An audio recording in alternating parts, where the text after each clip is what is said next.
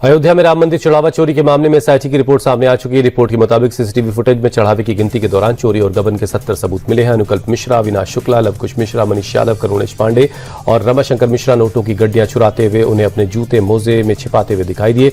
SIT ने खुलासा किया, काउंटिंग रूम में चोरों की न तो तलाशी होती और न ही उनकी बायोमेट्रिक हाजिरी लग रही थी। साथ ही एसआईटी ने माना कि चोरियां पहले भी होती थी, लेकिन उसकी फुटेज मौजूद नहीं है। एसआईटी की रिपोर्ट के मुताबिक अनिल मिश्रा ने चढ़ावे की गिनती के दौरान एसओपी का पालन नहीं करवाया, जिससे चोरी और गबन करना आसान हो गया।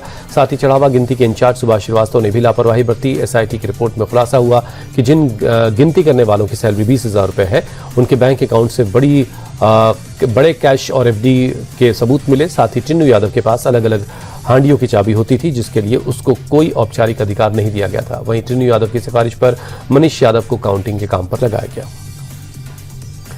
अयोध्या राम मंदिर चढ़ावा चोरी के मामले में पुलिस ने बड़ा खुलासा किया। पुलिस सूत्रों के मुताबिक चढ़ावा चोरी के 8 आरोपियों में से 6 आरोपियों ने मार्च 2025 में ट्रस्ट में नौकरी लगने के 2 से 3 महीनों के बाद नोटों की चोरी शुरू की। पूछताछ में आरोपियों ने बताया कि उन्होंने अब तक 2 से 3 करोड़ रुपए की चोरी की है, जिसमें से करीब 80 लाख रिकवर हुआ है। 8 में से 7 आरोपियों ने चोरी के पैसों से प्रॉपर्टी बनाई।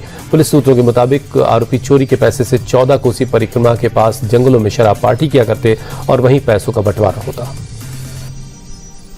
चंपत राय और अनिल मिश्रा का इस्तीफा मंजूर हो गया। राम मंदिर ट्रस्ट की मीटिंग में सदस्यों ने सर्वसम्मति से दोनों के इस्तीफे मंजूर कर लिए। ट्रस्ट के अध्यक्ष महंत नृत्य गोपाल दास की अध्यक्षता में 3 घंटे तक बैठक चली। एसआईटी की रिपोर्ट पर 10 सदस्यों ने संतोष जाहिर किया। 22 जुलाई को ट्रस्ट की अगली बैठक होगी। मंदिर के संचालन के लिए ट्रस्ट के 3 लोगों को एक कमेटी बनाई गई है। रिटायर्ड जज प्रदीप कोहली, शिरडी संस्थान के सुरेश हावड़ी और retired lieutenant general Vishnukant Chaturvedi committee में शामिल किए गए हैं। पीएम मोदी आज इंडोनेशिया के राष्ट्रपति प्राबोवो सुबियांतो के साथ द्विपक्षीय बैठक करेंगे। इस बैठक में रक्षा संबंधों को मजबूत करने पर चर्चा होगी, जिसमें 2,500 करोड़ की ब्रह्मोस सुपरसोनिक क्रूज मिसाइल की डील पर मोहर लग सकती है। इस दौरान ईओन का पहला लाइव ट्रांजैक्शन करने की तैयारी है। ये 6.5 करोड़ से ज्यादा सूक्ष्म, छोटे और मझोले स्तर के उद्यमियों के लिए बहुत ही सहूलियत वाला, कम लागत वाला डिजिटल मार्केट प्लेस तैयार होगा। दोनों देश अब सिर्फ मॉडल साझा करने से आगे बढ़कर संस्थागत सहयोग की तरफ काम कर रहे हैं। गृहमंत्री अमित शाह ने कोलकाता में बंगाली एक्टर प्रोसेनजीत चटर्जी से मुलाकात की। अमित शाह के साथ पश्चिम बंगाल के सीएम शुभेंदु अधिकारी भी बालीगंज में प्रोसेनजीत के घर पहुंचे। इस मुलाकात के दौरान अमित शाह ने प्रोसेनजीत चटर्जी को बंगला में पीएम मोदी की अगुवाई वाले केंद्र सरकार की 12 साल की उपलब्धियों वाली एक बुकलेट भेंट की। इस मुलाकात के बाद राजनीतिक गलियारों में प्रोसेनजीत के बीजेपी के टिकट पर राज्यसभा जाने की अटकलें तेज हो गई हैं। दिल्ली के राजपार्क थाना इलाके में 2 भाइयों पर चाकू से हमला किया गया, जिसमें एक की मौत हो गई जबकि दूसरा घायल हो गया। जानकारी के मुताबिक पुरानी रंजिश की वजह से आरोपियों ने वारदात को अंजाम दिया। यह भी बताया जा रहा है कि पहले भी 2 बार आरोपी हमला कर चुके हैं। फिलहाल घायल युवक का अस्पताल में इलाज चल रहा है और पुलिस तफ्तीश कर रही है। उत्तर प्रदेश के बहराइच में देर रात पुलिस और गौकची के एक आरोपी के बीच मुठभेड़ हो गई। जवाबी कार्रवाई में बदमाश घायल हुआ है, जिसे इलाज के लिए अस्पताल में भर्ती करवाया गया। मौके से पुलिस ने एक तमंचा बरामद किया है। उत्तर प्रदेश के बलिया में बदमाशों ने एक युवक को गोली मार दी, जिसे गंभीर हालत में अस्पताल में भर्ती करवाया गया। खबर मिलते ही पुलिस की टीम मौके पर पहुंची और पीड़ित की शिकायत पर केस दर्ज हुआ। आरोपी को हिरासत में ले लिया गया है।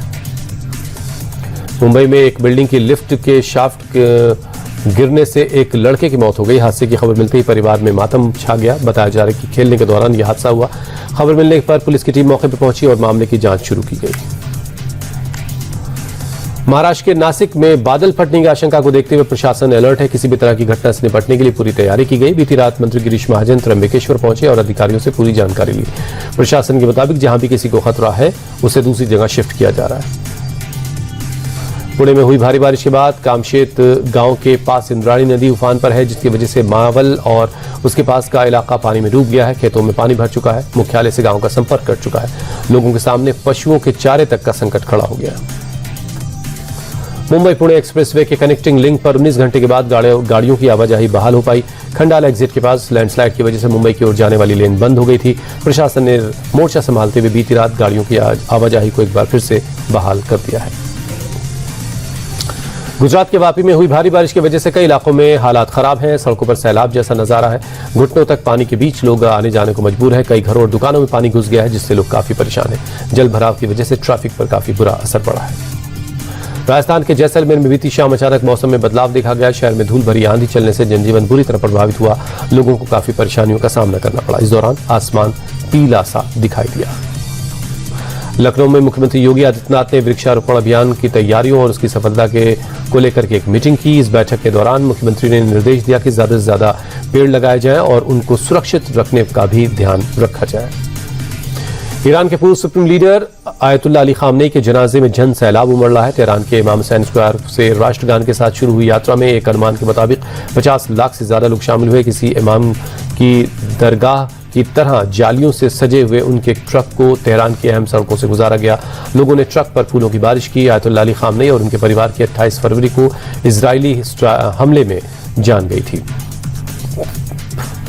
ईरान के पूर्व supreme leader Ayatollah Ali Khamenei का जनाजा तेहरान से धार्मिक शिक्षा का बड़ा केंद्र कुम पहुंचा, जहां जामकरन मस्जिद के पास उन्हें श्रद्धांजलि देने के लिए लोगों की भीड़ उमड़ी। लाखों की तादाद में ईरान का झंडा और खामनेई का पोस्टर लेकर लोग सड़कों पर दिखाई दिए। ट्रंप के खिलाफ नारेबाजी हुई। बुधवार को इराक के पवित्र शहर नजफ और करबला में इसी तरह का कार्यक्रम होगा। गुरुवार को ईरान दोबारा शव लाया जाएगा और मशहद में उनको सुपुर्द खाक किया जाएगा।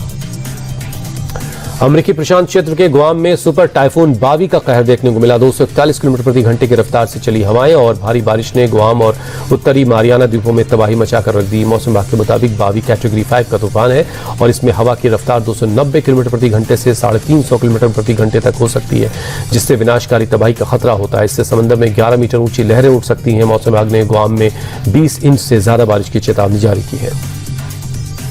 भारत और इंग्लैंड के बीच 5 मैचों की टी20 सीरीज का तीसरा मुकाबला आज नॉटिंघम में खेला जाएगा। मैच भारतीय वक्त के मुताबिक रात 10 बजे शुरू होगा। सीरीज के दूसरे मुकाबले में हार के बाद भारतीय टीम फिलहाल 0-1 से पीछे चल रही। कप्तान श्रेयस अय्यर की अगुवाई में टी20 क्रिकेट में ये भारत की लगातार तीसरी हार है। इससे पहले टीम को आयरलैंड के खिलाफ 2 मैचों में शिकस्त का सामना करना पड़ा। ऐसे में सीरीज में वापसी की उम्मीदों को बरकरार रखने के लिए आज का मैच जीतना टीम इंडिया के लिए बहुत जरूरी है। फीफा वर्ल्ड कप 2026 के राउंड ऑफ 16 मुकाबले में स्पेन ने आखिरी पलों में गोल दागकर पुर्तगाल को 0-1 से हरा दिया। मैच का एकमात्र गोल मिकेल मेरिनो ने इंजरी टाइम में किया। इस जीत के साथ स्पेन ने क्वार्टर फाइनल में जगह बना ली है, जबकि पुर्तगाल की टीम फीफा वर्ल्ड कप से बाहर हो गई। मैच के पहले हाफ में दोनों टीमों ने कई अच्छे मौके बनाए लेकिन गोल नहीं कर सके। दूसरे हाफ में मुकाबला गोल रहित आगे बढ़ रहा था। तभी ऐसा लग रहा था मैच एक्स्ट्रा टाइम तक जाएगा, लेकिन उससे पहले फेरान टोरेस ने बेहतरीन पास दिया, जिस पर मिकेल मेरोनी ने शानदार फिनिश करते हुए स्पेन को 1-0 की बढ़त दिला दी। ये गोल आखिरी और निर्णायक साबित हुआ। रूसी सेना ने सोमवार को यूक्रेन की राजधानी कीव और आसपास के इलाके पर मिसाइल्स और ड्रोन की बारिश कर दी, जिसमें कम से कम 18 लोगों की मौत हुई, जबकि 60 से ज्यादा लोग जख्मी हो गए। रूसी सेना ने सोमवार को सुबह कीव को टारगेट कर मिसाइलें दागी, जिससे कई इमारतों में आग लग गई, कई गाड़ियां जलकर खाक हो गई। इस हमले में 12 लोगों की मौत हुई है। रूसी सेना ने कीव के एक सब अर्बन इलाके पर भी बमबारी की, जिसमें 6 लोगों की जान गई, जबकि 26 से ज्यादा लोग जख्मी हैं और कई इमारतों को नुकसान हुआ है।